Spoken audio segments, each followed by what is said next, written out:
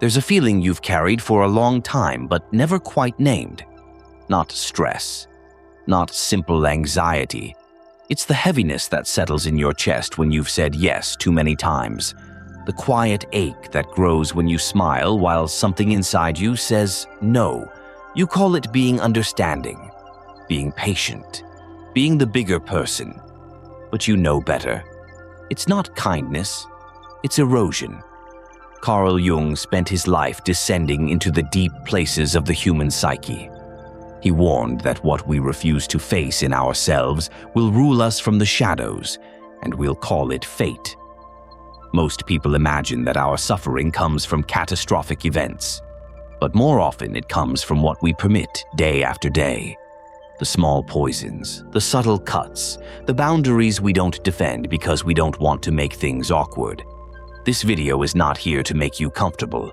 It's here to make you clear.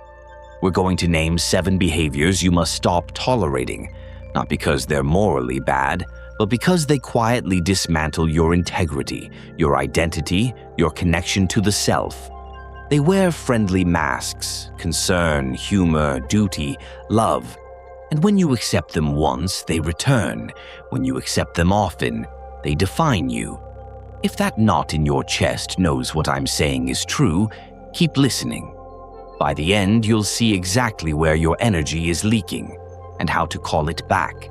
It doesn't arrive like a command. It arrives like a hand on your shoulder. I'm just looking out for you. If I were you, I'd do this instead. A suggestion, then a stronger suggestion, then a disappointed silence when you choose another path. This isn't guidance, it's steering, covert control dressed up as care. Jung understood that the ego prefers to shape others rather than meet its own shadow. So it plays savior, and you, wanting to keep the peace, play along. Here's how you notice it. Your decisions feel strangely heavy, and you keep rehearsing how to explain yourself. You start filtering your news to avoid their disapproval. You hesitate before choosing, not because the choice is complex, but because you're bracing for someone else's reaction. The cost, your intuition gets quieter. You outsource your compass. Thank them for the input, then return to your center. I appreciate your perspective. I'll make my own decision. If they sulk, let the sulk be theirs. Your choices are not a group project. They don't insult you directly. They make everyone laugh. A little jab about your sensitivity, your dreams, your pace. Relax, we're just joking. But your stomach knows the difference between play and the blade hidden in the punchline. A quick test. Does the joke expose something you shared in confidence? Is the joke only funny to them? Do you feel smaller after the laughter fades? Jung noted that what stays unowned in a person often gets projected onto others. The one who mocks your vulnerability is shielding their own. And repeated mockery is not playful, it is ranking. It pushes you down the ladder in the group so someone else can feel tall. Interrupt without drama. I don't find that funny. Let's not do jokes at my expense. Say it once, calmly, while holding eye contact. If it repeats, leave the room or the relationship. Your dignity is not a prop. It starts with tiny edits to reality. You're misremembering. You're taking it the wrong way. An event happened, then somehow it didn't. You felt a sting. Then somehow you're being too dramatic. The strategy isn't to persuade you of their truth. It's to corrode your trust in your truth. When you no longer believe what you perceive, you become easy to move, like furniture. Watch for these markers. You start screenshotting messages just in case. You apologize for things you didn't do. You rehearse your memories aloud because you fear you're crazy. You are not. You are being edited. Document and anchor. Keep records. Use exact phrases. On Tuesday, you said this. I heard that. Here's the message. If the response is more fog, stop arguing with weather. Step indoors, into distance, into support, into therapy if needed. Your mind is not a battlefield to be captured. You bring your pain to the table and watch it be brushed off the edge.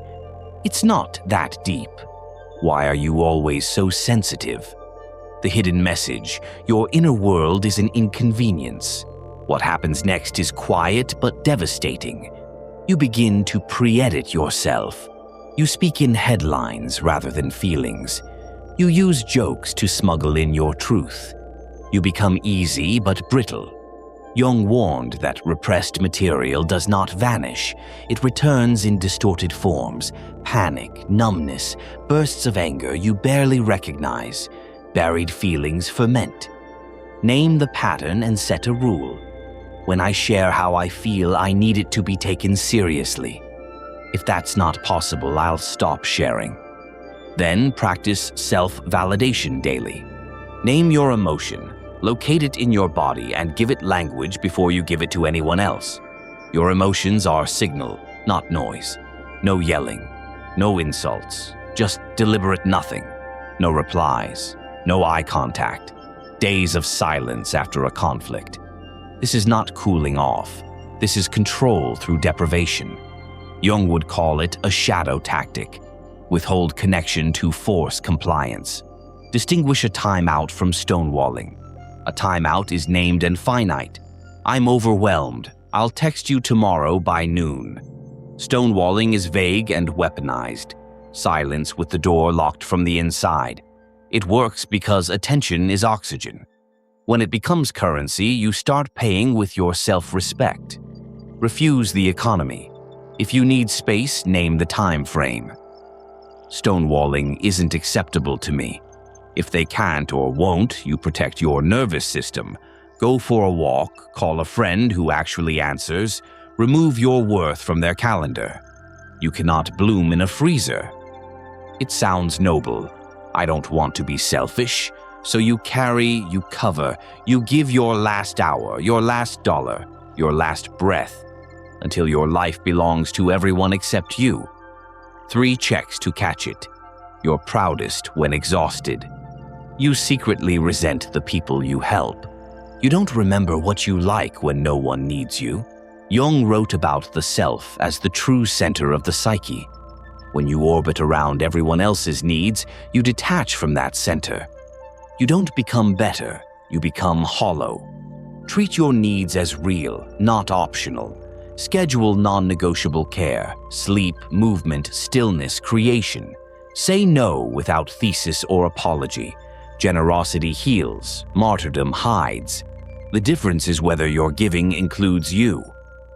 This is the final trap. You accept crumbs and call it connection.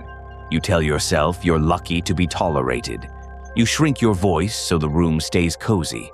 You'll notice you change your opinions mid-sentence, over-explain basic needs, and walk on eggshells in places that claim to be home.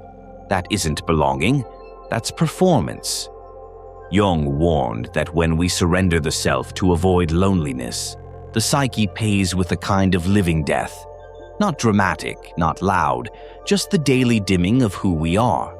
Choose solitude over counterfeit closeness. Real belonging requires real you. Anything less is a contract signed in disappearing ink. When you hold your shape, the wrong rooms release you and the right rooms recognize you. Why do intelligent, capable people tolerate these behaviors? Because the psyche is ancient and its reflex is survival. Childhood scripts whisper, be good, don't make trouble, keep the peace. Fawning, appeasing to stay safe, works when you're small. It backfires when you're grown. Jung taught that what we refuse to know about ourselves is exactly what binds us. If your shadow says, I am not worthy, you'll accept derision as normal. If your shadow says, I am too much, you'll treat your feelings like noise. If your shadow says, I can't be alone, you'll pay any price for a seat at the table. The work isn't to fight the world.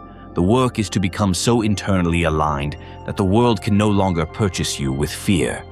This is individuation, not becoming perfect, becoming whole. When you stop tolerating covert steering, your choices become yours again. When you stop laughing at jokes that cut you, your dignity stops bleeding. When you stop arguing with gaslighters, your sanity finds steady ground. When you stop accepting invalidation, your emotions resume their sacred job, guidance. When you stop standing at the cold wall, your nervous system thaws. When you stop worshiping at the altar of self-erasure, your self returns to center. When you stop buying belonging with pieces of your soul, you meet people who can hold the whole of you. This is not theory, it's practice, and it will cost you. You will lose approval. You will lose roles that once made you useful. You may lose the version of you who survived by disappearing, but what remains will be solid. And what returns, clarity, courage, quiet joy, cannot be taken. How to begin? Choose one behavior you will no longer tolerate. Write it down, say it out loud, and commit to it. Set a clear boundary with a time frame. If jokes come at my expense, I'll leave. Self-care every day is not luxury, it's strength. Train yourself with short scripts so you protect your dignity under pressure. You were not born to be the storage unit for other people's unprocessed emotions. You were not born to be edited down until you fit the smallest room. You were not born to trade your truth for temporary approval. Jung wrote, "The privilege of a lifetime is to become who you truly are." Privilege here does not mean ease. It means permission, granted by you to you. Permission to draw a line, permission to disappoint others rather than abandon yourself. Permission to choose silence when arguments are traps and words when silence is a prison. If this message stirred something in you, do not smother it. Do not label it overreacting. Call it by its real name, awakening. From this moment forward, let your life make a promise to itself. No more covert steering. No more jokes that cut. No more fog over your memory. No more deletion of your feelings. No more cold walls. No more self-erasure dressed as virtue. No more paying for belonging with your soul. Walk a little differently today. Look a little longer at what you've been overlooking, and choose with quiet certainty to protect the self that has waited years for you to return.